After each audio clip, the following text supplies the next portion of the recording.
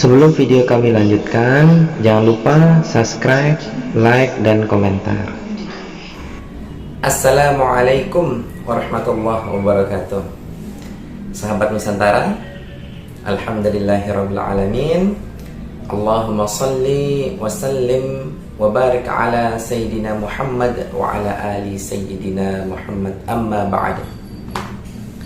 Sahabat Nusantara dimanapun berada, insya Allah kami selalu doakan sahabat Nusantara tetap dalam keadaan rahayu dan sejahtera. Amin ya rabbal alamin. Baik sahabat Nusantara, insya Allah pada vlog kali ini kami sedikit membahas tentang mata batin ya, dalam versi kami, pendapat kami. Perlu kami sampaikan, pendapat kami ini tidak 100% mutlak benar ya. Tidak 100% mutlak benar. Bisa saja ada kesalahan, atau bisa saja ada pendapat lain yang lebih sahih ya. Kita mulai ya. Jadi kemarin, beberapa hari kemarin ada pertanyaan dari saudara kami memohon amalan untuk membuka mata batin. Nah, sebelum itu kita mulai ya, kita harus paham dulu ya, mata batin itu apa sih gitu ya. Jadi gini ya sahabat Nusantara, pandangan kita itu ada dua versi ya, ada dua macam. Pandangan pertama disebut dengan pandangan kasar. Pandangan kasar ini menggunakan mata, ya, mata kepala kita ini. Nah, pandangan kasar ini dia hanya bisa memandang sesuatu secara fisik, sesuatu yang terdiri dari material dan ada ketergantungan dan bisa dihitung secara fisika. Misal mata ini yang memerlukan cahaya untuk melihat dan lain sebagainya ya, memerlukan objek secara material untuk memantulkan cahaya tersebut. Nah, itu mata kepala kita. Nah, pandangan fisik atau pandangan kasar ini semuanya bisa diukur secara matematik dan fisika ya. Misal contoh, sesuatu yang kita lihat menggunakan mata kepala itu pasti ada rumus massa jenis, massa berat, dan jaraknya pasti ada berapa meter, berapa senti gitu kan, atau berapa kilogram, atau berapa gram. Nah, itu yang bisa dipandang oleh mata kepala kita. Dan yang kedua ya, ada istilah pandangan batin. Nah, ini yang sedikit kita akan bahas nanti ya di sini. Pandangan batin itu berbeda dengan pandangan mata kepala kita atau mata kasar kita. Contoh ya, kalau kita memandang dengan mata kasar kita, itu dia harus terikat dengan rumus panjang ya. Dia harus memiliki panjang, memiliki lebar, dia memiliki dimensi, memiliki berat, dan memiliki massa jenis ya. Contoh, nah, secara ukuran kalau kita melihat ini menggunakan mata kepala, ini paling tidak 10 cm atau 7 cm lah ya. Ini ke sini kan 7 cm. Maka ukurannya jelas. Misal contoh, ini dari sini ke sini 7 cm. Ini menurut pandangan mata kasar, ada rumusnya ya, bisa dihitung. Tetapi kadangkala menurut pandangan batin ini ya, menurut mata batin, dengan jarak yang seperti ini ya, itu kadangkala bisa diisi makhluk sebesar rumah ya. Bisa diisi dengan makhluk, misal dari bangsa jin itu bisa sebesar rumah, bisa ada begini dan bisa begitu. Maka kadang otak kita akan tidak bisa menerjemahkan itu. Nah, contoh ya, seperti misal kita mengukur luas kota Mekah ya. Misal anggap saja, saya tidak tahu ya rumus kota Mekah, lebar luasnya kota Mekah itu, nanti teman-teman bisa googling ya. Tapi anggap saja misal 100 km ia melingkar satu keliling. Nah, itu di kota Makkah itu secara mata batin itu di dinding atau para malaikat pagar betis di sana berkeliling, semua tuh mengelilingi Mekah ya. Dan satu malaikat besarnya bisa sebesar bumi. Nah, kalau kita pakai akal kita menggunakan mata kasar kita nggak masuk rumusnya. Nah, inilah perbedaan antara pandangan mata kasar dengan pandangan mata batin ya. Itu yang kedua. Nah, perlu kita ketahui juga ya sahabat Nusantara, pada hakikatnya juga pandangan kasar kita ini, yang melihat ini pada hakikatnya bukan mata loh. Ya, kenapa saya katakan demikian? Sebetulnya yang melihat ini itu adalah jiwa kita atau kesadaran kita. Menggunakan apa? Alatnya adalah mata kita. Contohnya, ketika kita tertidur atau jiwa kita sedang di-off-kan oleh Allah Subhanahu wa taala ya, kesadaran kita sedang di-off-kan. Walaupun kita tidak buta, tapi mata kita dibuka, maka kita tidak akan bisa melihat. Padahal kita tidak buta. Maka yang melihat itu bukan mata sebetulnya, tetapi jiwa kita menggunakan alat mata. Nah, sekarang bagaimana cara jiwa kita atau sukma kita melihat tanpa menggunakan alat mata? Ya, tentu takluknya nanti di hal-hal yang gaib. Kalau mata ini hal-hal yang fisik, kalau mata batin adalah hal-hal yang metafisik. Nah, jadi sahabat Nusantara, sebelum kita membuka mata batin, kita harus luruskan niat dulu. Apa sih mudarat manfaatnya? Apa niat kita membuka mata batin kita? Ya. Jadi membuka mata batin itu menurut pengalaman saya pribadi, pendapat saya pribadi, itu saya lihat ada dua metode ya, ada dua jalan.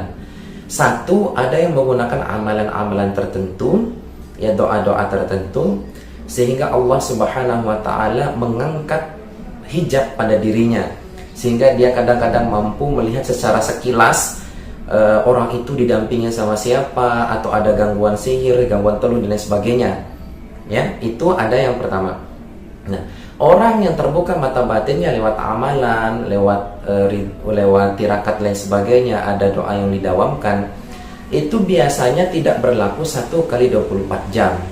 Artinya pandangan mata batinnya tembus pada saat-saat yang penting, saat-saat yang diperlukan saja. Ya, saat-saat yang Allah izinkan gitu ya. Nah, itu yang pertama. Kedua, ada orang yang terbuka mata batinnya karena memang dia berfungsi dengan jin. Dalam artian ada jin yang masuk ke dalam tubuhnya, sehingga dia bisa melihat sesuatu yang gaib. Ya, biasanya yang seperti ini itu berlaku 1 kali 24 jam ya, tanpa tujuan tertentu. Ya, dan ini sangat kita khawatirkan. Kenapa? Karena kadang-kala jin itu menipu. Ya, bukan kadang-kala lagi, seringkali jin itu menipu. Ya, maka berhati-hatilah dengan hal yang demikian. Kalau teman-teman merasa bisa melihat sesuatu yang aneh, yang gaib gitu ya, tanpa teman-teman ada amalan, tanpa pernah ngaji dan sebagainya, maka coba dicek ya kepada ustadz atau kiai yang ahli sunnah wal jamaah, dicek energinya apakah itu negatif atau positif. Kalau negatif lebih baik diruqyah ya, dilepas. Nah, kalau positif lebih baik dipertahankan, tentu dengan jalan keilmuan tertentu, dengan bimbingan-bimbingan ya dari orang yang sudah berpengalaman. Nah, selanjutnya, lalu kita ke pokoknya ya, bagaimana cara kita membuka mata batin? Ya, tentu di sini ada amalan-amalan tertentu ya, membuka mata batin.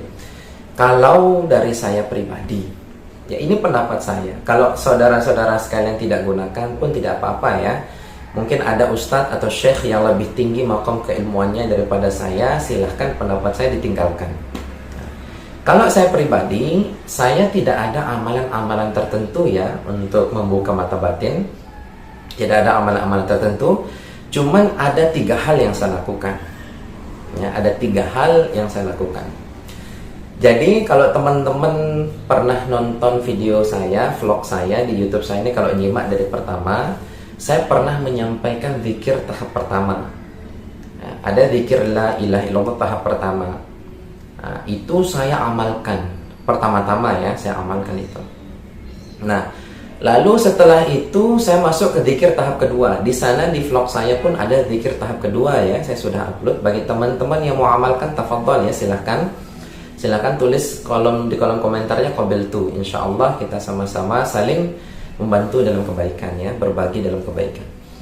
Nah, selanjutnya setelah saya melakukan zikir tahap kedua, saya melakukan zikir nafas. Ya. Jadi saya mendawamkan zikir nafas. Terus sampai saya merasa ada aliran energi terkumpul di antara 2 alis saya. ya, tepatnya itu di sini ya, tepatnya di sini ya. Lalu energi itu terasa terkumpul, kumpul, lalu naik ke atas ubun-ubun saya, dan saya merasakan getaran yang begitu dahsyat ya, masya Allah, kenikmatan yang nggak bisa saya jelasin ya, bergetar begitu, bukan bergetar juga ya, seperti pokoknya nggak bisa saya jelaskan sahabat Nusantara ya, itu sangat nikmat sekali. Nah, lama kelamaan saya bisa melihat. Ini setelah beberapa tahun saya bisa melihat dengan posisi mata tertutup. Nah, jadi pernah suatu saat ya sahabat Nusantara, ketika saya lagi duduk ya untuk mengamalkan zikir nafas ya, saya duduk begini ya, mungkin teman-teman bisa duduk iftirosh atau duduk bersila, nyamannya gimana silahkan ya, yang penting menutup aurat dan tempatnya suci ya. Nah, saya dawamkan zikir nafas terus, tiba-tiba saya melihat sekeliling saya gitu, tapi cahayanya tidak putih, cahayanya itu kuning kemerah-merahan ya. Saya lihat bawah, ternyata saya ngelihat sejadah ya, saya ngelihat di tempat saya mengamalkan zikir nafas tersebut, tapi cahayanya tidak seperti cahaya matahari ya, dia tidak cahaya putih tapi cahayanya kuning kemerah-merahan. Nah, saya kaget tuh, kok bisa saya melihat dengan mata tertutup. Lalu di sana saya melihat makhluk-makhluk ya. Pertama kali ini pengalaman pribadi saya melihat makhluk-makhluk, ada sesosok laki-laki tinggi besar hitam gitu kan. Ada yang putih, ada yang ada yang seperti batu diem, ada yang seperti pohon, ada macam-macam yang tidak bisa saya jelaskan satu persatu. Nah, itu proses pengalaman pertama kali saya ya, yang Allah izinkan, Allah mengangkat hijab untuk saya untuk melihat hal yang sedemikian itu. Nah, lalu lama kelamaan saya menguncinya dengan begini. Setelah saya terbiasa dan sebagainya, awalnya takut ya, karena sesuatu kadang indah kadang serem yang kita lihat itu. Nah, lalu saya menguncinya dengan kalimat ini ya. Ketika saya minta kepada Allah untuk membuka itu, saya bacanya ini ya, teman-teman bisa diamalkan ya. Tapi syaratnya kalau menurut saya, dan kalau ingin menggunakan metodologi ini, metode saya ini, syaratnya teman-teman sahabat Nusantara harus mengamalkan zikir tahap pertama, terus zikir tahap kedua, dan zikir nafas. Nah, kaitan dengan zikir nafas mungkin saya belum upload ya di channel YouTube saya. Nanti insya Allah saya upload bab zikir nafas ya. Tapi teman-teman pertama-tama harus amalkan zikir tahap pertama, zikir tahap kedua, dan nanti akhirnya zikir nafas. Insya Allah nanti di vlog saya akan saya upload ya, bagaimana tata cara zikir nafas menurut pribadi saya ya, yang sudah saya pelajari barang tentu ya. Saya tidak enak menyebut suatu golongan dan torekah ini, saya tidak enak ya. Saya lebih baik mengatakan pribadi saya, silahkan kalau mau diamalkan tafadhol, kalau tidak diamalkan pun tidak apa-apa. Nah, kami lanjut ya. Setelah melaksanakan zikir nafas ya, nanti kalau sudah ada getaran ya, pertama kita akan merasa getaran sekujur tubuh ya, lalu nanti akan terpusat di sini. Nah, akan terpusat di antara dua alis kita ini ya, di tengah-tengah, lalu ke ubun-ubun kita nanti akan kerasa. Nah, saya kuncinya begini ya. Nah, kan tidak mungkin saya zikir tahap pertama, kedua, dan terus zikir nafas untuk membuka secara tiba-tiba. Caranya begini ketika diperlukan. Pertama-tama saya membaca a'udzubillahi minasyaitonirrajim. Maksudnya apa? Aku berlindung kepada Allah dari syaitan ya, supaya pandangan mata batin kita itu tidak dipengaruhi dengan unsur-unsur setan ya, unsur-unsur yang lain, tidak dibelokkan pandangan mata batin kita itu. Pertama kita minta perlindungan ya, a'udzubillahi minasyaitonirrajim. Lalu kita baca Bismillahirrahmanirrahim.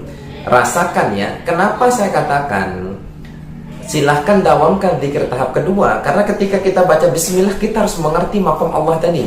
Bismillah, kita harus rasakan ya, Bismillahirrahmanirrahim. Lalu setelah itu istighfar 3 kali.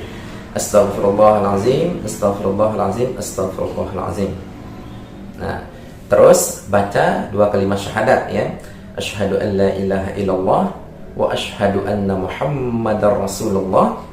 Lalu baca sholawat.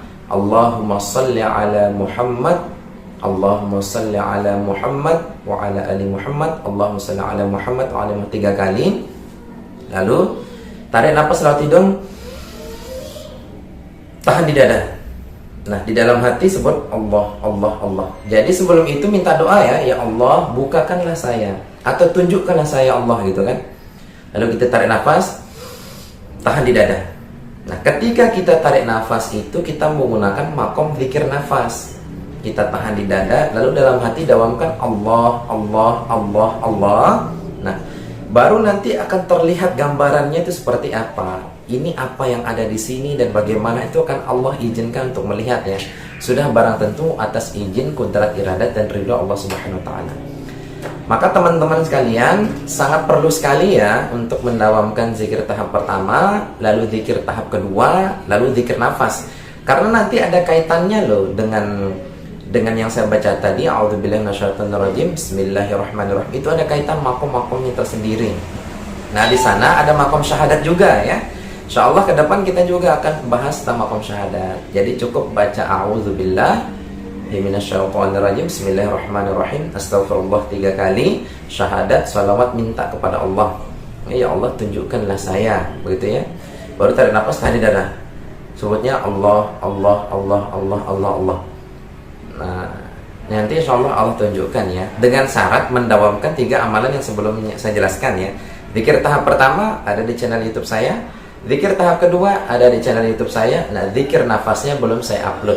Insya Allah kalau ada izin Allah, ada petunjuk, saya akan upload ya untuk zikir nafasnya.